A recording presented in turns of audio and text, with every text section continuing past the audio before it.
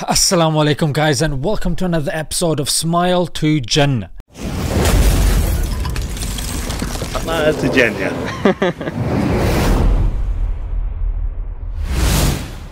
The Ukraine-Russia conflict that's going on is crazy, mate. War, who wants it? No one really wants war. However, it is worth knowing that a lot of hypocrisies are showing up. How weapons companies, how bankers and how certain countries have a lot vested in war. And we're seeing the hypocrisy of freedom of speech. Alright, freedom of speech? What a joke. We saw the famous director Oliver Stone's documentary in Ukraine be taken off Google. We saw Abby Martin, who created, I think it was like 500 episodes. They were removed on the US escapades in the Middle East and the likes. And of course, Russia Today, the RT News, that has been banned in Europe, and now its channels are being banned on YouTube, Facebook and the likes. But what's interesting is anytime we talk about bans and how comes they're only acting now and they don't act when it comes to issues pertaining other human rights. Yeah, why now, mate? Well, follow the money. Yes, follow the money. This is a bit of a dirty game that's being played at the moment. Let's look at Facebook first. There's somebody called Mark Smith, one of the directors at Facebook. But this guy was a NATO advisor to the deputy commander. He's in bed with NATO, mate. Which is, again, for those of you that still don't know, NATO are countries that are under the influence of America, to put it simply. Next, we move on to TikTok. As you guys know, the White House invited a bunch of TikTokers round to, I guess, hire them to spread their own propaganda. But what we're interested in is Greg Anderson. This guy currently is a manager at TikTok, but he used to be psychological operations for NATO. You cannot make this stuff up. Then we move on to Chris Roberts, another director at TikTok, who used to be former senior director of technology policy at the Albright Stonebridge Group. And this firm was founded by a former US Secretary of State. Oh my good lord. Let's not forget Ben Render, director at Google, who also worked at NATO. Then we move on to the Board of Deputies group. They have, and I quote, close working relationship with the Israeli embassy and links with the Ministry of Strategic Affairs and the IDF. And they are the funders of Keir Starmer, the current leader of the Labour Party, and of course the Conservative Party. The full name is Board of Deputies of British Jews. So these guys, again, where are they getting their funding from? Are the British Board of Deputies lobbying government ministers on this, that and the other? Yes. One of their funders is the Trevor Chin Charitable Trust.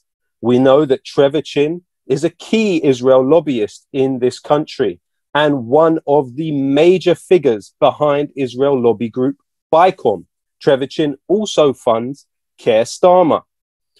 In addition to funding the Board of Deputies, he also funds the Jerusalem Foundation and the JNF. Both of these organizations build settlements. We found another organization by the name of the Cat Atkin Puss Willow Foundation. It also funds the Board of Deputies. But who else does the Cat Atkin Puss Willow Foundation fund? It also funds the Jerusalem Foundation, the Builder of Settlements, and the Conservative Foundation, which is the instrument through which the Conservative Party in this country is funded. In addition to that, the Cat Atkin Puss Willow Foundation funded the Quilliam Foundation, the now defunct and ultimately discredited organization which pushed mythology about Muslims in this country.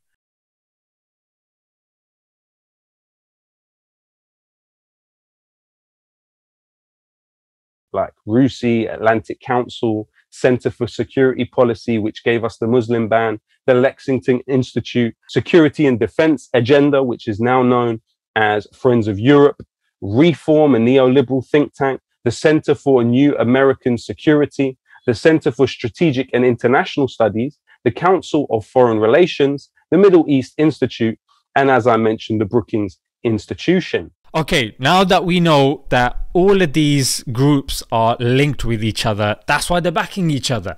But let's move on to these politicians, yeah? Now here's a clip of Biden from back in the days admitting that if they mess with Ukraine, they are going to mess their relations with Russia. Having nothing to do with the merit and preparedness of the country to come in, would be to admit the Baltic states now in terms of NATO-Russian, U.S.-Russian relations.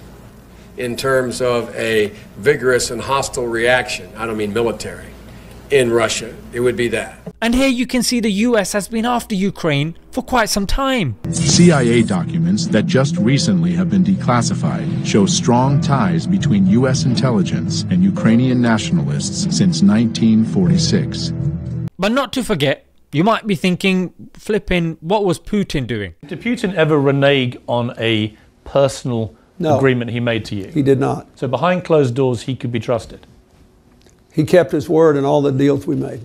In 2008, April, at the Bucharest summit, they pretty much said, we are going to take Ukraine into NATO. But I stand to be corrected if the sentence we agreed today that these countries in the text, read Ukraine and Georgia, will become members of NATO, leaves a shimmer of a doubt. Not in my opinion. Mate, this was 2008. This is like 14 years ago. And then they got the nerve to say, if we go back to 6 months ago, I don't think anybody was predicting we would be exactly where we are as it relates to Russia and Ukraine. What? Now, if that's not all, here you can see US contractors wanting to create a private army. And this Eric Prince, the leader of Blackwater, is the same Eric Prince that was dealing in Iraq and Afghanistan. Here we can see the far-right group in Ukraine using British weapons. And not to mention that the guy who funded the president of Ukraine, yeah, you guys should research him yourself, he's called Ihor Kolomoisky. This guy is an Israeli and he's been funding the far right as well. In fact, it's within the national interest of Israel to fund the far right, obviously because Ukraine is nearby.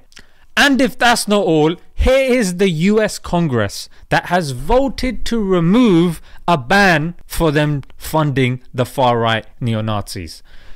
Boy, so that was a crash course, yeah, of information as to why this war it's really messy. Remember, fear is what takes our defenses down and leaves us susceptible to control and manipulation. So we gotta be extra cautious during these times. Let's leave it there, guys. I didn't want to make this video too long. Until next time, Assalamu alaikum.